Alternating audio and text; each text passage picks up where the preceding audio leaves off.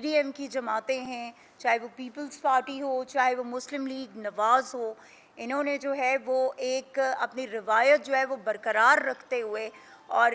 इन्होंने जो है अपना जो खौफ और हरास जो ये लोगों को जिस तरह से डराते हैं, धमकाते हैं, उसके तहत इन लोगों ने पूरी इंतज़ामिया को अपने साथ शामिल करके इन्होंने जो है वो एक धांधला किया और हमारी जीती हुई सीट्स जो हैं वो जिस तरह हमेशा होता आया है कि रात को रिज़ल्ट चेंज कर दिए जाते हैं, पहले रिज़ल्ट कुछ और होते हैं जब तक लोग जाग रहे होते हैं और लोग देख रहे होते हैं, लेकिन जैसे ही लोगों की आंख लगती है, सो जाते हैं, तो जब सुबह उठते हैं तो पता चलता है कि रिज़ल्ट चेंज हो चुका है। तो इसी तरह से NS-57 जो है उसके भी अवामी मैंडेट पर जो है डाका मारा गया। NS-57 जहाँ से मैं कॉन्टेस्ट किया मैंने और अल्हम्दुलिल्लाह सुम्मा अल्हम्दुलिल्लाह फॉर्म 45 हमारे पास अवेलेबल हैं और उनके मुताबिक जो सिर्फ लीड है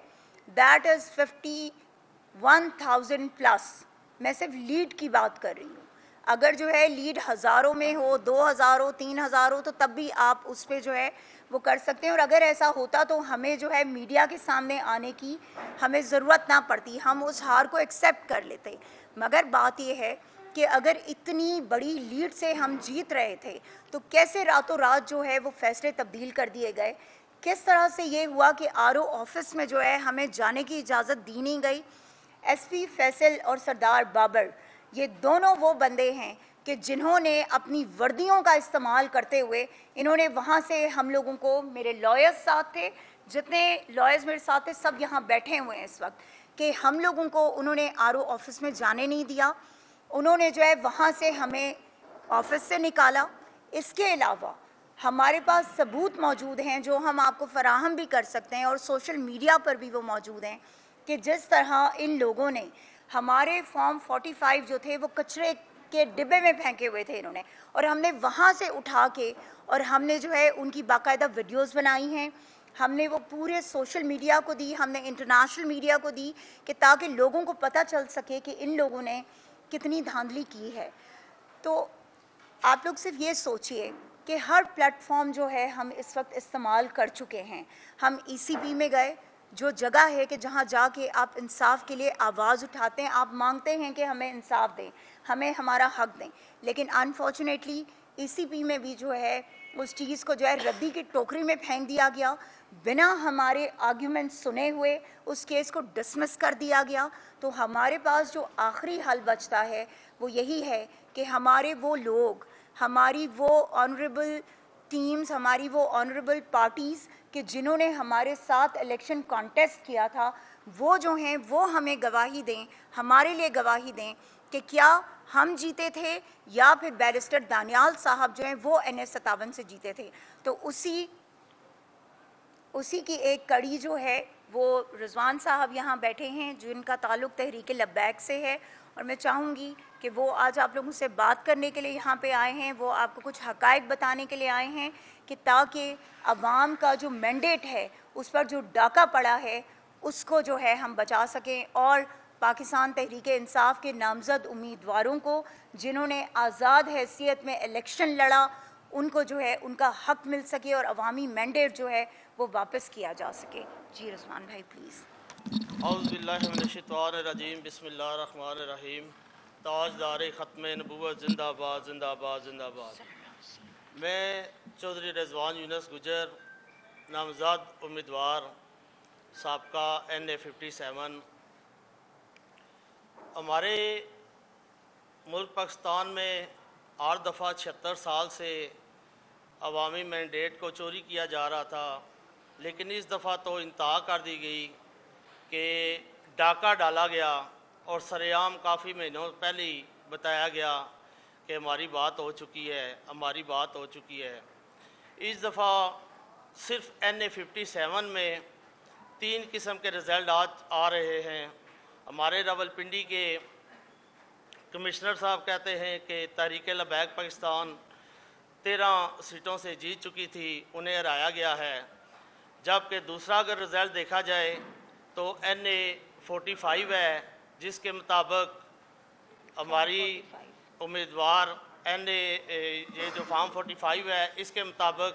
हमारी उम्मीदवार समाबिया ताहिर जीत चुकी हैं और हमारे अकाउंट के मुताबिक जो हमारे पास फॉर्म 45 है उसके मुताबिक तकरीबन नून लीग के जो कैंडिडेट हैं बैरिस्टर दनियाल साहब, वो तो मेरे ख्याल में टोटल 5-6 फॉर्म 45 के मुताबिक जीते हुए हैं। वो भी तकरीबन 20-25 की लीड से 20-25 अफराद की लीड से, वोटों की लीड से जीते हुए हैं। उसके अलावा जितने भी हमारे पास फॉर्म 45 हैं उसमें समाविया तायर जीत चुकी हैं। हम इनको मुबारकबाद भी पेश करना चाहते हैं और हम इनके साथ हर प्लेटफार्म पे इंशाल्लाह ताला खड़े होंगे, क्योंकि तहरीक लबैक पाकिस्तान का मकसद है कि आग के साथ खड़ा होना। जहाँ पे भी किसी के साथ जुल्म होगा इंशाल्लाह ताला हम उनके साथ खड़े हैं। जहाँ पे भी समाविया तायर हमें कहेंगी आप आग की आवाज़ बुलंद करें, हम आपके साथ खड़े हैं इंशाल्लाह ताला। बहुत शुक्रिया रिजवान भाई, थैंक यू सो मच। देखें, हम लोगों ने, मेरे ख्याल में वो वक्त आ चुका है कि जब अब अवाम को अपने हक़ के लिए खड़े होना पड़ेगा खुद, क्योंकि इससे पहले जो कुछ भी पाकिस्तान में होता आया है शायद अवाम के मैंडेट पे इतना बड़ा डाका कभी भी नहीं डाला गया था। और उसकी वजह सिर्फ़ और सिर्फ एक है, वो ये कि कैंडिडेट्स तो बोलते थे, कैंडिडेट्स तो कहते थे कि धांधली हुई है, कैंडिडेट्स तो कहते थे कि हमारा हक़ लिया गया है, लेकिन अनफॉर्चुनेटली अवाम कभी भी नहीं बोलती थी, अवाम कभी नहीं जागी थी। लेकिन इस दफ़ा अवाम निकली है, अवाम ने बताया है कि हम इमरान खान के साथ खड़े हैं, अवाम ने बताया है कि हम कैदी नंबर 804 के साथ स्टैंड करते हैं। अवाम ये कह रही है कि हमारा लीडर जो है वो सिर्फ़ और सिर्फ एक है और जिसका हक़ हमारी वोट पर है वो सिर्फ़ और सिर्फ इमरान खान नियाज़ी है, उसके अलावा कोई नहीं है। अगर अवाम ने इतना बड़ा मैंडेट जो है वो पाकिस्तान तहरीक इंसाफ के आज़ाद उम्मीदवारों को दिया है कि जिनसे आपने उनका सिंबल छीन लिया, जिनसे आपने उनका सब कुछ छीन लिया, आपने उनके लोगों पर जबर और फसायत की, आपने उन लोगों को जेल में डाला, आपने उनकी ख़वातीन की इज़्ज़तों पे हाथ डाला, आपने चादर और चार दीवारी का तकद्दुस पामाल किया। उस पर अगर अवाम ने आपको रिस्पॉन्ड किया है, अगर अवाम ने रिएक्ट किया है तो खुदारा मान जाइए, खुदारा माफ़ी मांग लीजिए इस कौम से और इमरान खान से, क्योंकि आप तभी जीतेंगे अगर इमरान खान आपको माफ़ करेगा। आप तभी जीत सकते हैं अगर पाकिस्तानी अवाम आपको माफ़ करती है। कितना जुल्म करेंगे आप इस कौम पर, कितनी बर्बरियत करेंगे आप, कितनी फसायत बर्पा करेंगे इस मुल्क पर। ना यहाँ पर आपका कोई सहाफ़ी सेफ है, ना यहाँ पर आपकी आम अवाम जो है वो इस वक्त जो है वो सेफ है। अगर आज भी आप लोग खामोश रहते, अगर आज भी आप लोग आवाज़ नहीं उठाते, तो फिर ये याद रखिएगा, अगर आज हमारे घरों पे लोग अंदर दाखिल होकर अगर ख़वातीन के सरों से चादरें छीन रहे हैं, अगर जो है छोटे बच्चों को मारा जा रहा है, अगर जो है उन बच्चों को, उन बुजुर्गों को कि जिनका कोई ताल्लुक वास्ता नहीं है इन चीज़ों से, अगर उन्हें जेल की सऊबतें बर्दाश्त करनी पड़ी हैं, तो ये याद रखिएगा कि एक दिन आपके घरों तक भी वो लोग पहुंचेंगे। तो खुदा का वास्ता है, इस जुल्म के खिलाफ आवाज़ उठाएं। हमारा दीन ये बात कहता है कि जुल्म के खिलाफ आवाज़ उठाइए। कुफ्र का निज़ाम चल सकता है, जुल्म का निज़ाम नहीं चल सकता। कब तक आप सारे खामोश बैठे रहेंगे? आज इमरान रियाज साहब पर कितने लोग हैं जो बोले, आपकी अपनी बिरादरी के हैं वो, उस शख्स को कितनी दफा आप लोग किसी तरह इन लोगों के हवाले करते रहेंगे।